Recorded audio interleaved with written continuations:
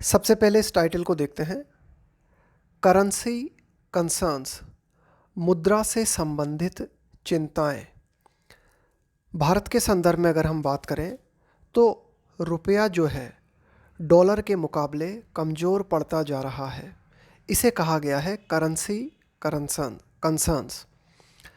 The rupee's rapid stumble pauses. Pause का मतलब होता है उपस्थित करना, खड़े करना, जैसे कोई चुनौती खड़े करना। तो रुपए का जो तेज़ी से, रैपिड का मतलब होता है बहुत ही तेज़ी से, स्टम्बल एक तरह से गिरना, गिरावट आना, कमज़ोर पड़ जाना। तो ये जो रुपया है उसका तेज़ी से जो गिरना है, उसने क्या किया है, एक फ्रेश चुनौती को खड़ा कर दिया है फॉर द इकोनॉमी, कि इकोनॉमी के लिए, भारत की अर्थव्यवस्था के लिए एक चुनौती खड़ी हो गई है। क्यों? गिरते हुए रुपये के कारण, कि तेज़ी से गिरते हुए रुपये ने भारत की अर्थव्यवस्था के सामने एक नई चुनौती को खड़ा कर दिया है। It has been a tumultuous time for the Indian rupee, कि भारतीय रुपये के लिए बड़ा ही उथल पुथल भरा समय रहा है। टुमल्ट्यूअस का मतलब होता है बहुत ही ज़्यादा उथल पुथल होना, बहुत ही ज़्यादा कन्फ्यूज़न होना, अनसर्टेनिटी होना। इवन एज का मतलब होता है at the same time. The Reserve Bank of India has been actively step into यानी कि प्रवेश करना। The foreign exchange market to stem. At the same time हम ये भी देखते रहे हैं कि जो आरबीआई है उसने एक्टिवली जो है स्टेप लिए हैं, कदम उठाए हैं, और आरबीआई ने जो है एक्टिवली फॉरेन एक्सचेंज मार्केट में जो है प्रवेश किया है। टू स्टेम, रोकने के लिए। स्टेम का मतलब होता है किसी चीज़ को स्टॉप करना, रोकना। इट्स फ्री फॉल का मतलब होता है कि लगातार गिरते चले जाना, है ना, बिना, बहुत ही मतलब बिना किसी प्रतिरोध के कोई चीज़ जो है मुक्त रूप से गिरती जा रही है, उसको बोलते हैं free fall. In pursuit of का मतलब है, परस्यूट का मतलब है कि भाई आप जो है किस चीज़ को चाह रहे हो। तो आरबीआई ने इस चीज़ को चाहते हुए, किस चीज़ को चाहते हुए, of what it calls an orderly exchange movement, कि आरबीआई ने क्या कहा है, किस चीज़ को जो है आरबीआई पाना चाह रही है, ऑर्डरली एक्सचेंज मूवमेंट, है ना। आरबीआई ने ये कहा है कि भाई ऑर्डरली एक्सचेंज मूवमेंट को जो है प्राप्त करने के लिए आरबीआई जो है लगातार फॉरेन एक्सचेंज मार्केट में जो है प्रवेश करता रहा है, कि भाई किसी तरह से रुपया जो है एक अच्छी स्थिति में बना रहे। The rupee had hit an all time low of 85 to the US dollar on December 19 दिसंबर को रुपया जो है अपने ऑल टाइम लो लेवल पे चला गया था। कितना? यूएस डॉलर के मुकाबले रुपया कितना रह गया था 19 दिसंबर को? 85। Last Friday it came precariously close to the 86 mark. Precariously का मतलब होता है कि बहुत ही ज़्यादा अनिश्चिततापूर्ण जो माहौल है, बहुत ही ज़्यादा शंकापूर्ण जो माहौल है, उसके लिए हम बोलते हैं प्रीकैरियसली, है ना, बहुत ही ज़्यादा अनिश्चितता। It came precariously close to the 86 mark. तो चिंताजनक रूप से रुपया जो है गिरते हुए लास्ट फ्राइडे को 86 पे आ गया डॉलर के मुकाबले। बिफोर अ लेट इंटरवेंशन, और उसी समय फिर क्या किया गया? इंटरवेंशन का मतलब होता है हस्तक्षेप करना, दखलंदाजी करना, by the central bank, RBI के द्वारा जो है कुछ स्टेप्स लिए गए उसी समय। पुल्ड इट बैक, जिसने कि रुपये को वापस खींचा टू 85.53, यानी कि ये 86 पे चला गया था। फिर आरबीआई के द्वारा, सेंट्रल बैंक के द्वारा जो है कुछ स्टेप्स लिए गए और इस रुपये को जो है किसी तरह से वापस 85.53 तक खींचा गया। अ कॉन्फ्लुएंस ऑफ फैक्टर्स। कॉन्फ्लुएंस का मतलब होता है कि भाई एक ऐसी सिचुएशन जहां दो या दो से अधिक चीज़ें जो है साथ में आती है, come together. A confluence of factors का मतलब हो गया कि कई फैक्टर्स के संगम के कारण, कई फैक्टर्स के मिलने के कारण। एट वर्क का मतलब है काम करना, यानी कि ऐसा क्यों हुआ कि रुपया जो है लगातार इतना गिरता जा रहा है। तो ऐसा होने के पीछे जो है कई कारण हैं, कई कारण जो है वो काम कर रहे हैं। A confluence of factors at work have hurt the rupee in recent times, कि अभी हाल ही के समय में रुपए को जो नुकसान पहुंचा है, रुपया जो कि डॉलर के मुकाबले गिरा है, तो उसके गिरने में कई फैक्टर्स का हाथ है। इंक्लूडिंग कौन कौन से फैक्टर्स शामिल हैं? The sustained outflows of foreign portfolio investment, जैसे कि सस्टेन्ड आउटफ्लो, लगातार, सस्टेन का मतलब है जो लगातार कोई चीज़ जारी है, आउटफ्लो का मतलब है foreign portfolio investment from securities market, कि भारत का जो स्टॉक मार्केट है वहाँ से जो विदेशी निवेश है वो लगातार बाहर की ओर जा रहा है। यानी कि सिक्योरिटीज़ मार्केट में जो विदेशी पैसा है उसे जो है ना विदेशी क्या कर रहे हैं, निकाल रहे हैं, वो पैसा जो है बाहर की ओर जा रहा है। क्यों? आफ्टर की इंडाइसेस, की इंडाइसेस पीक्ड, पीक का मतलब होता है बिल्कुल शिखर पे पहुंच जाना, बिल्कुल हाई लेवल पे पहुंच जाना। इन लेट सितंबर, कि लेट सितंबर का मतलब है कि भाई सितंबर के जो सितंबर का जो बाद का टाइम था, यानी कि पीछे के सितंबर का अगर हम बात करें, पीछे के कुछ दिनों की अगर हम बात करें, तो उस समय हमें क्या देखने को मिला, कुछ प्रमुख सूचकांक जो थे जैसे कि BSE, NSE, इसके अलावा अन्य सूचकांक हो सकते हैं। तो जो प्रमुख सूचकांक थे वो सितंबर में हमें क्या देखने को मिला, बिल्कुल हाई लेवल पे पहुंच गए थे। तब जो फॉरेन पोर्टफोलियो इन्वेस्टमेंट है उन्होंने क्या किया, एक तरह से अपना पैसा जो है मार्केट से निकालना शुरू कर दिया। तो इसके कारण भी रुपये की जो कीमत है उसमें गिरावट आई। Over stretched stock valuation, over stretch का मतलब है एक लिमिट से ज़्यादा स्टॉक वैल्यूएशन। तो जो भी स्टॉक्स हैं है ना, उनका जो वैल्यूएशन है, उनका जो वैल्यूएशन है वो एक लिमिट से ज़्यादा होना। A demotivating corporate performance in the July September quarter, कि जुलाई से और सितंबर तक के क्वार्टर की अगर हम बात करें तो कॉरपोरेट क्षेत्र का जो परफॉर्मेंस रहा है वो कैसा रहा है, डीमोटिवेटिंग रहा है, अच्छा नहीं रहा है। एंड चाइनास इकोनॉमिक स्टिमुलस, और चाइना की अगर अर्थव्यवस्था की अगर हम बात करें तो वो क्या काम कर रही है, स्टिमुलस का काम कर रही है। स्टिमुलस का मतलब होता है कोई चीज़ जो आपको कुछ करने के लिए एनकरेज करे, प्रोत्साहित करे। तो ये कुछ फैक्टर्स हैं कि चाइना की इकोनॉमी है, जुलाई से सितंबर क्वार्टर का भारत का जो कॉरपोरेट परफॉर्मेंस है वो भी लो रहा, इसके अलावा जो स्टॉक वैल्यूएशंस हैं वो भी ओवर स्ट्रेस देखने को मिले।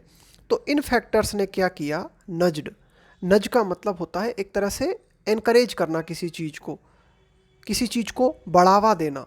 तो इन फैक्टर्स ने बढ़ावा दिया किस चीज़ को, इमर्जिंग मार्केट पोर्टफोलियोज, इमर्जिंग का मतलब है उभरता हुआ, market portfolios from Mumbai to Beijing, कि ये जो emerging market portfolios from Mumbai to Beijing, कि भाई जो निवेश था जो कि मुंबई में हो रहा था वो निवेश जो है शिफ्ट कर गया किधर की ओर, बीजिंग की ओर, है ना। और उसके कारण रहे ये अबव फैक्टर्स।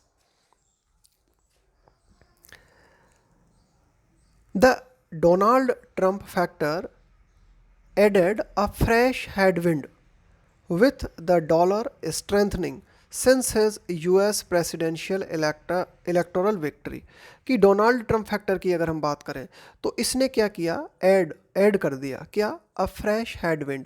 हेडविंड का मतलब है यहाँ पे एक तरह से प्रतिकूल परिस्थिति, with the dollar strengthening since his US presidential electoral victory, कि डोनाल्ड ट्रंप की जो अमेरिकी राष्ट्रपति चुनाव हुए उन चुनावों में जीत के बाद डॉलर जो है लगातार मजबूत होता गया। तो इसके कारण भी जो है भारत का जो रुपया है उसके लिए जो है एक तरह से आप कह सकते हो कि ये प्रतिकूल साबित हुआ। And emerging market currencies were further rattled, और जो भी उभरते हुए मार्केट हैं उनकी जो मुद्राएं हैं उनको और ज़्यादा, फर्दर का हम प्रयोग करते हैं कुछ और ऐड करने के लिए, आपने कोई बात कही उसमें कुछ और ऐड करना चाहते हो तो फर्दर। रैटल, रैटल का मतलब होता है किसी को नर्वस कर देना, किसी को चिंतित कर देना। तो ये जो उभरती हुई मार्केट की मुद्राएं हैं इनकी चिंताएं और बढ़ गई, किस चीज़ से? By his warning of 100% tariff, कि जब डोनाल्ड ट्रंप ने ये चेतावनी दी, किस क्या चेतावनी दी उन्होंने? 100% tariff on BRICS nations for a common currency plan to challenge the dominance of the US dollar in global trade. BRICS nations जो हैं वो क्या प्लानिंग कर रहे थे कि भाई एक कॉमन करेंसी बना ली जाए ताकि वैश्विक व्यापार में डॉलर का जो वर्चस्व है, यानी कि अमेरिकी डॉलर का जो डोमिनेंस है, अमेरिकी डॉलर का जो वर्चस्व है वैश्विक व्यापार में, इसे चुनौती देने के लिए ब्रिक्स नेशंस ने जो है एक तरह से डिसाइड किया कि भाई जो है एक कॉमन करेंसी हम बना लेते हैं।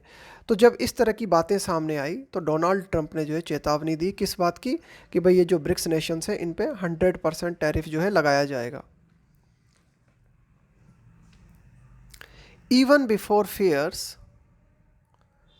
about Mr. Trump's generally protectionist stance on trade matters materialize, materialize का मतलब होता है किसी चीज़ का क्रियान्वित होना, कोई चीज़ व्यवहार में आ जाए, अमल में आ जाए। तो इवन बिफोर का मतलब है के पहले, यानी कि ये जो डर थे, किस बात के डर? कि मिस्टर ट्रंप जो है जनरली उनका जो स्टांस होता है, उनका जो दृष्टिकोण होता है, उनका जो नज़रिया रहता है वो कैसा रहता है? प्रोटेक्शनिस्ट, यानी कि संरक्षणवादी, यानी कि अपने देश के प्रति जो है प्रोटेक्शनिस्ट होना। ऑन ट्रेड मैटर्स मटेरियलाइज, यानी कि व्यापारिक मामलों में, व्यापार से जुड़े हुए मामलों में जो प्रोटेक्शनिस्ट अप्रोच है डोनाल्ड ट्रंप की, उसके कारण जो भय थे अन्य देशों में वो साकार हो पाते हैं ना। यानी कि जो डर थे वो ट्रेड मैटर्स के बारे में, भाई ऐसा लग रहा था कि व्यापार को लेकर जो है डोनाल्ड ट्रंप अपने देश के लिए जो है प्रोटेक्शनिस्ट नीतियों को बढ़ावा देंगे। तो इस तरह की नीतियां जो हैं मटेरियलाइज हो पाती, अमल में आ पाती, उसके पहले ही हमें क्या देखने को मिला? India's goods trade story is sputtering, कि भारत का जो व्यापार की स्टोरी है ना, जो भारत की, अगर व्यापार की जो कहानी की अगर हम बात करें, इंडियाज़ गुड्स ट्रेड, यानी कि भारत का जो वस्तुओं का जो व्यापार है वो क्या हो रहा है? Is sputtering. स्पटर का मतलब होता है एक तरह से कमज़ोर पड़ना और लगातार कमज़ोर बने रहना। तो भारत का व्यापार जो है पहले ही कमज़ोर पड़ रहा है। Record trade deficits and import bills are going to show up in this quarter's current account deficit, कि इस क्वार्टर का जो करंट अकाउंट डेफिसिट होगा उसमें हमें क्या देखने को मिलेगा? कि ये जो ट्रेड डेफिसिट है ना, जो व्यापार घाटा है, व्यापार घाटे का मतलब होता है इंपोर्ट और एक्सपोर्ट के बीच असंतुलन। इंपोर्ट बिल, और भारत के जो भी जितना इंपोर्ट कर रहा है ना भारत की, भाई कितना इंपोर्ट बिल बढ़ रहा है, तो भारत के जो बढ़ते हुए इंपोर्ट बिल्स हैं, ट्रेड डेफिसिट्स हैं, वो हमें देखने को मिलेंगे इस क्वार्टर के करंट अकाउंट डेफिसिट में, कि भाई टोटल कितना व्यापारिक घाटा रहा। विच इज एक्सपेक्टेड, और ये जो करंट अकाउंट डेफिसिट है इस क्वार्टर का, इसके बारे में ये उम्मीद है कि ये डबल हो जाएगा from around 1.2% of GDP in the second quarter, कि सेकेंड क्वार्टर में ये घाटा कितना था? जीडीपी का 1.2% था, और इसके अब डबल होने की उम्मीद है इस वर्तमान क्वार्टर में। Services trade is still throwing up a surplus, कि सेवाओं के क्षेत्र में जो व्यापार है इज स्टिल थ्रोइंग अप, है ना, थ्रो अप का मतलब है आपके सामने रख देना चीज़ों को, थ्रोइंग अप प्रदर्शित करना, अ सरप्लस का मतलब है अधिकता। बट तो सेवा के क्षेत्र में जो ट्रेड है उसमें भारत का प्रदर्शन ठीक है, यानी कि हम जो है एक्सपोर्ट अच्छा कर रहे हैं सर्विसेज क्षेत्र में। बट द अनसर्टेनिटी अराउंड, लेकिन जो अनिश्चितता बनी हुई है किस चीज़ के चारों ओर, the H1B visa regime, regime का मतलब होता है सिस्टम, व्यवस्था, कि ये जो H1B वीज़ा की जो व्यवस्था है इसको लेकर जो अनिश्चितता बनी हुई है, ये अनिश्चितता जो है विल बी अ की मॉनिटरेबल, मॉनिटरेबल का मतलब है जिसको मॉनिटर किया जाए, है ना, जिसकी निगरानी की जाए। तो कहने का मतलब ये है कि भाई ठीक है, सर्विसेज के क्षेत्र में ट्रेड जो है भारत का अच्छा है, लेकिन वहाँ भी अनिश्चितता बनी हुई है। क्यों? H1B वीज़ा व्यवस्था के कारण। डेस्पाइट का मतलब है के बावजूद।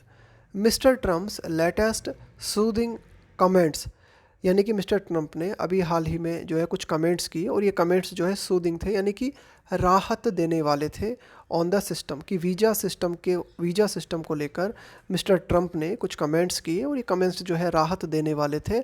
लेकिन इन कमेंट्स के बावजूद भी H1 वीज़ा को लेकर जो है अनिश्चितता बनी हुई है और इसके चलते जो सर्विसेज ट्रेड है उस सर्विसेज ट्रेड में भी जो है अनिश्चितता बनी हुई है। The previous RBI governor Shaktikanta Das did well to forthrightly dismiss, कि जो पूर्व RBI गवर्नर थे शक्तिकांत दास, उन्होंने बहुत अच्छा किया कि फोर्थराइटली का मतलब होता है सीधे सीधे, बिल्कुल स्पष्ट, डायरेक्ट एंड आउटस्पोकन, बिल्कुल स्पष्टवादी होना। तो उन्होंने जो है बिल्कुल स्पष्ट रूप से इस चीज़ को डिसमिस कर दिया, खारिज कर दिया। किस चीज़ को?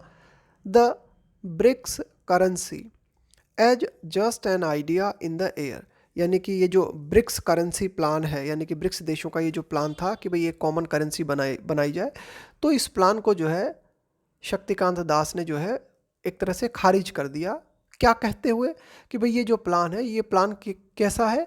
Just an idea in the air, कि ये सिर्फ एक प्लान है और ये प्लान जो है अनसेटल्ड है, अनडिसाइडेड है, अभी इस पर सिर्फ बातचीत चल रही है, अभी ये सिर्फ हवा में है।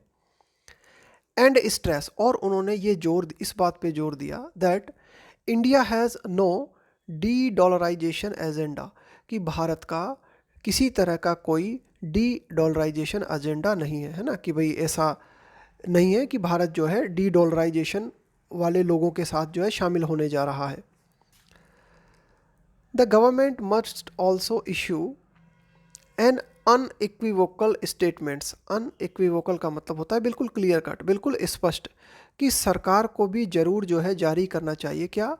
कुछ स्पष्ट, सरकार को बिल्कुल स्पष्ट स्टेटमेंट जो है जारी करना चाहिए टू दिस इफ़ेक्ट, यानी कि इस चीज़ को प्रभाव में लाने के लिए। किस चीज़ को प्रभाव में लाने के लिए? कि भारत का किसी तरह का कोई डी डॉलराइजेशन एजेंडा नहीं है। तो ये बात जो है भारत सरकार को कहनी चाहिए बिल्कुल स्पष्ट तरीके से इन पब्लिक फोरा, पब्लिक मंच पे, है ना, जो भी पब्लिक मंच है वहाँ से ये बात कही जानी चाहिए। एंड इन डिप्लोमेटिक पार्लेस, इसके अलावा जो भारत की अन्य देशों के साथ जो कूटनीतिक डिस्कशंस होते हैं, यहाँ पे पार्ले का मतलब है डिस्कशंस, तो जो भी भारत के डिप्लोमेटिक डिस्कशंस होते हैं उनमें भी इस बात को भारत को रखना चाहिए कि भाई भारत का डी डॉलराइजेशन एजेंडा नहीं है। क्यों? To put the issue to rest. देखो, put the issue to rest का मतलब हुआ कि ये जो पूरा की पूरा मामला है इसको शांत करने के लिए, ये जो पूरा की पूरा मामला है इस, यानी कि ये जो है ना कि भाई इस तरह की जो चिंताएं बढ़ी है कि क्या ये ब्रिक्स देश जो है ये डी डॉलराइजेशन एजेंडा में शामिल है, तो इस तरह का जो पूरा की पूरा मामला है वो शांत हो जाए, उसके लिए जो है भारत को प्रयास करना चाहिए। इट इज़ ट्रू, ये ट्रू है that the currencies of other emerging markets have taken a bigger hit. हाँ, ये बात सत्य है कि अन्य उभरते हुए मार्केट्स की जो करेंसी है उन पर भी जो है काफ़ी बड़ी चोट हुई है, यानी कि वे भी काफ़ी हद तक जो है प्रभावित हुई है। And a falling rupee bodes well for exporters, और जो गिरता हुआ रुपया है वो अच्छा संकेत देता है। बॉड वेल का मतलब होता है शुभ संकेत देना, फॉर एक्सपोर्टर्स। अब देखो, गिरता हुआ जो रुपया है वो परेशानी वाली बात है। किसके लिए? गिरता हुआ रुपया जो है वो परेशानी वाली बात है। किन के लिए? इम्पोर्टर्स के लिए। अगर भारत में हम कोई चीज़ इंपोर्ट करना चाहते हैं और रुपया गिर रहा है तो हमें ज़्यादा दाम देने पड़ेंगे। लेकिन गिरता हुआ रुपया जो है अच्छी बात है। किन लोगों के लिए? भारतीय एक्सपोर्टर्स के लिए। But India also needs to worry about importing inflation. लेकिन भारत को इस बात को लेकर भी चिंता करना ज़रूरी है। किस बात को? कि आयात से जुड़ी हुई जो मुद्रास्फीति है, यानी कि आयात से जुड़ी हुई जो महंगाई है, उसको लेकर भारत को चिंतित होने की ज़रूरत है। स्पेशली खास करके on inelastic items such as, और ख़ास करके चिंता वाले जो आइटम्स हैं वो कौन से हैं? जैसे कि एडिबल ऑयल है, यानी कि खाद्य तेल है जिसे भारत इंपोर्ट करता है। इसके अलावा क्रूड पेट्रोलियम है, कच्चा पेट्रोलियम है ना, जिसे भी भारत जो है आयात करता है। तो इस तरह के आइटम्स को लेकर भारत को चिंतित होने की ज़रूरत है। मोर ओवर, इससे भी ज़्यादा, foreign investment flows are uncertain, कि जो विदेशी निवेश है वो अनिश्चित बना हुआ है। As is the US monetary policy outlook for 2025। और इसी तरह से ये जो एज इज़ आया है ना, इसका मतलब ये हुआ कि फॉरेन इन्वेस्टमेंट फ़्लो जो है वो अनिश्चित बना हुआ है। और इसी तरह से यूएस मॉनेटरी पॉलिसी, यानी कि अमेरिका की जो मौद्रिक नीति से जुड़ा हुआ जो आउटलुक है, जो दृष्टिकोण है, वो भी जो है अनिश्चित बना हुआ है कि भाई 2025 को लेकर अमेरिका की मॉनेटरी पॉलिसी क्या रहेगी, इस संबंध में भी अनिश्चितता बनी हुई है। There is also a limit to the extent, extent का मतलब है किस हद तक, किस सीमा तक the central bank can deploy, यहाँ डिप्लॉय का मतलब है यूज़ करना, forex reserves to manage the rupee's trajectory. Trajectory का मतलब होता है उसका मार्ग है ना, रुपये का जो ग्राफ है, रुपये का जो मार्ग है। तो इस बात की भी लिमिट है ना, कि भाई सीमाएं हैं कि आरबीआई जो है फॉरेक्स रिजर्व्स का यूज़ कहाँ, किस हद तक कर सकता है, यानी कि रुपये का जो मूवमेंट है उसको मैनेज करने के लिए आरबीआई फॉरेक्स रिजर्व्स को किस हद तक यूज कर सकता है, इसकी भी सीमाएं हैं। And the finance ministry has considered, और जो वित्त मंत्रालय है उसने इस बात को लेकर एग्री किया है, सहमति दी है, that recent exchange rate movements cramp the freedom for monetary policy makers, कि अभी हाल ही में ये जो एक्सचेंज रेट मूवमेंट्स किया गया है ना, कि भाई जो रेट्स हैं ना उनको जो है उनमें फेरबदल करना, तो इसके माध्यम से क्या होता है, वित्त मंत्रालय ने ये बात कही, उसके माध्यम से ये होता है कि जो मॉनेटरी पॉलिसी मेकर्स हैं, यानी कि जो मौद्रिक नीति बनाने वाले हैं, उनकी जो फ्रीडम है वो फ्रीडम जो है वो क्रैम्प होती है। क्रैम्प होने का मतलब होता है किसी चीज़ में बाधा डालना, हिंडर करना उस चीज़ को। तो कहने का मतलब यह है कि मॉनेटरी पॉलिसी मेकर्स की जो फ्रीडम है वो बाधित होती है लगातार रेट में परिवर्तन करने से, है ना। इंडियाज़ प्रेजेंट इकोनॉमिक वॉस, कि भारत के वर्तमान आर्थिक जो परेशानियां हैं, वो उसका मतलब है यहाँ पे ट्रबल्स, परेशानियां। India's present economic woes are linked to domestic drivers. Domestic, देखो ड्राइवर्स का मतलब है यहाँ पे एक तरह से चालक, कि घरेलू स्तर पे कई चीज़ें हैं जो कि भारत की इकोनॉमिक ट्रबल्स के लिए जिम्मेदार है, यानी कि भारत की इकोनॉमिक ट्रबल्स को ड्राइव करने वाले कई ऐसे फैक्टर्स हैं जो कि घरेलू हैं। कौन से हैं वो फैक्टर? सच एज, जैसे कि फाल्टरिंग कंजम्पशन। फाल्टरिंग कंजम्पशन का मतलब हो गया एक तरह से कमज़ोर पड़ता हुआ कंजम्पशन, है ना, कमज़ोर पड़ता हुआ उपभोग, यानी कि कंजम्पशन जो है वो कम हो रहा है। And reluctant investment. रिलक्टेंट का मतलब होता है अनिच्छुक होना, इच्छा न होना। इन्वेस्टमेंट है ना, कि भाई जो इन्वेस्टमेंट है उसके प्रति भी रिलक्टेंस देखने को मिल रहा है। With the rupee coming under pressure, कि रुपया लगातार जो है दबाव में आ रहा है, यानी कि उसकी कीमत जो है रुपए की वो गिर रही है। The country's external resilience could B. Resilience का मतलब होता है कि भाई आपको जो है परेशानी का सामना करना पड़ा, किसी ट्रबल का सामना करना पड़ा, तो उस परेशानी के बावजूद आपके क्विकली रिकवर करने की क्षमता, उसको हम बोलते हैं रेजिलियंस। तो द कंट्रीज एक्सटर्नल का मतलब है बाहरी। The country's external resilience could be tested as well in 2025 कि कुड यहाँ पे आया है पॉसिबिलिटी के लिए कि 2025 में भारत की जो रेजिलियंस है ना, भारत की जो रिकवर करने की क्षमता है उसका भी टेस्ट हो सकता है। And policy makers must gear up, और जो नीति निर्माता हैं उन्हें ज़रूर जो है रेडी हो जाना चाहिए। गियर अप का मतलब है प्रिपेयर हो जाना, रेडी हो जाना, to manage this new risk, कि ये जो नया खतरा या ये जो नई चुनौती भारत के सामने उपस्थित हुई है उससे निपटने के लिए पॉलिसी मेकर्स को जो है रेडी हो जाना चाहिए। ये था हमारा आज का एडिटोरियल।